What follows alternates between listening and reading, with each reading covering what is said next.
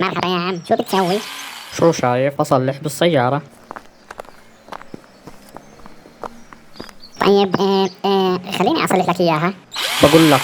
بقول لك حل عني، مش فاضيلك.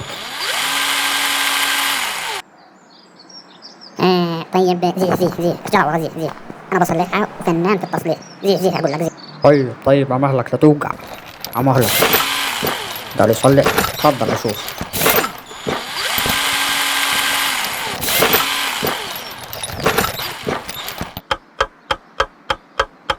بعدين لك ساعة شو بتسوي؟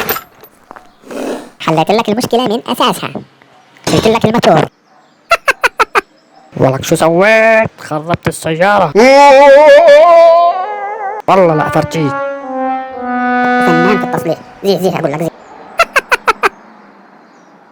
تعال لا تهرب، تعال راح أترجيك. خربت السيارة. تعال لا تهرب، تعال راح أترجيك. خربت السيارة.